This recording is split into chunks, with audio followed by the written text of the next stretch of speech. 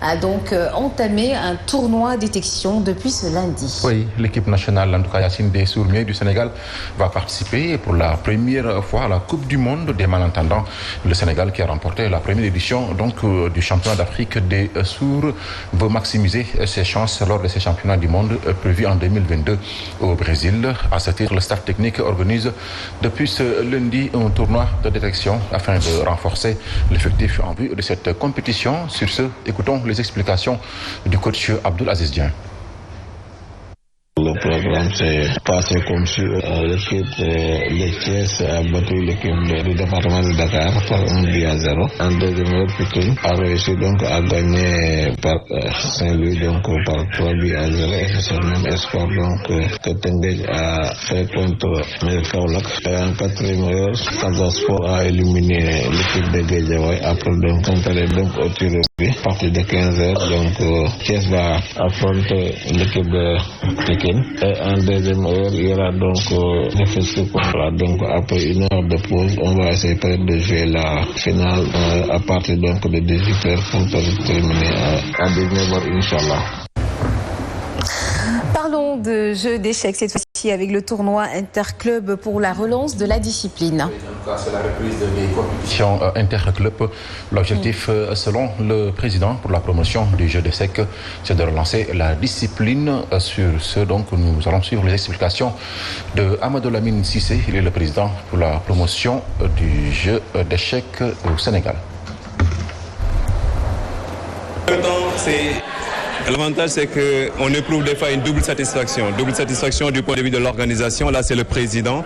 Et l'autre satisfaction, c'est par rapport à la participation. Et là, c'est le joueur d'échecs de la Padoue. Donc on est vainqueur de ce tournoi. Donc je suis content à double titre. Je félicite toute l'équipe. Je félicite l'équipe d'organisation qui n'a pas cessé de travailler depuis un mois pour la réussite de cet événement. On est très satisfait. C'est le premier championnat interclub depuis plus de 20 ans. Donc ça n'a pas été facile à mettre en place, mais là on y est arrivé. Oui, c'était un événement important à double titre parce qu'en réalité, ce qu'il nous permettait de faire, c'était de dire, en général, les échecs sont un sport individuel. Mais là, ce qu'on a voulu faire, c'est que les gens développent un sentiment d'appartenance à l'égard d'un club. Et c'était important. On a vu que ça a motivé beaucoup les gens. Ils se sont surpassés et l'objectif c'était ça. Parce qu'il faut se structurer. Les clubs sont la cellule, si vous voulez, c'est la cellule de base du développement des échecs au Sénégal. Donc c'est de ce point de vue-là qu'on pouvait dire que c'est un événement important. Alors Pape Malta, dans ce journal du sport, parlons de ce jeu de dames, tournoi dames, l'innovation des grands maîtres dominent les espoirs. Oui, en tout cas, l'idée, c'est de travailler pour assurer la relève, mais de maximiser la chance de ces jeunes damistes en vue des prochaines compétitions. En tout cas, au sortir de ce tournoi par équipe, le président de Dame Innovation, Tamsir Bari, se dit satisfait du niveau de jeu des participants. Tamsir Bari, que je vous propose de suivre. Il y a 2 tournois qui ont été organisés, un match aller et un match retour. Donc ce tournoi, comme je l'avais dit précédemment, oppose les espoirs, ceux pour qui la relève doit être assurée, et les grands maîtres internationaux qui ont déjà confirmé au plan africain et même au plan international. Donc, alors, au sortir de ce tournoi, si on regarde le résultat de manière intrinsèque, on peut dire que, il y a eu vraiment une victoire très nette des grands maîtres sur les espoirs. Le niveau est très élevé et je pense que les espoirs sont sur le chemin d'avoir le niveau un peu de ces grands maîtres internationaux et d'assurer la relève. Comme le disait tantôt un participant, il leur manque juste l'expérience. Il y a des victoires, c'est par inexpérience qu'ils ont été battus. Et le karting, à présent, qui a repris ses activités après 7 ans d'arrêt de compétition. Oui, en tout cas, le karting a repris, Yacine, ses activités après une longue pause suite au décès de Jérémy Sassan, le pilote décédé au mois de juin sur la piste de Léopold Sédar Senghor. Selon Gilbert Dacruz, directeur donc des courses, cette compétition va permettre aux pilotes de se familiariser davantage avec leur course, d'autant plus qu'il y a eu pas mal de changements sur les différentes catégories pour cette nouvelle saison. Gilbert Dacruz, que je vous propose de suivre au micro de Sadio Abibouka. Nous pouvons retenir sur cette reprise de cette course. Il fallait dire qu'avec le Covid qui s'est passé, donc beaucoup de pilotes plutôt étaient en stand-by, ils étaient chez eux, donc les entraînements étaient fermés, les courses on n'en avait plus.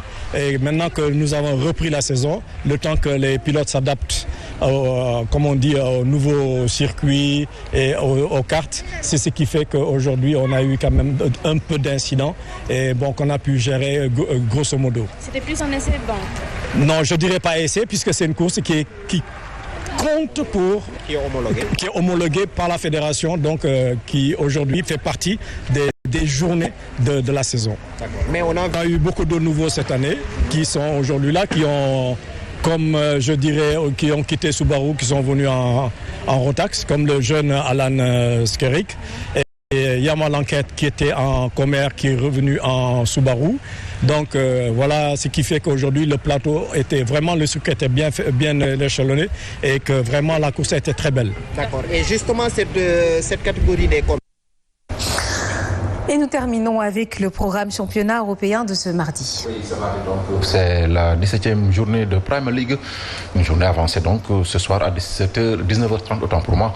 On aura Brentford contre Manchester United et à 19h45, Norwich qui reçoit Aston Villa et à 20h, Manchester City. Le leader va jouer contre Leeds United en Allemagne. On joue la 16e journée avancée ce mardi donc à 17h30, Stuttgart qui reçoit Bayern Munich et à 19h30, on aura Wolfsburg contre Cologne. Mayence va jouer contre Hertha Berlin et à la même heure, Bielefeld qui reçoit Bochum. Yassine Seck, c'était l'essentiel de cette page de sport et on se donne rendez-vous tout à l'heure.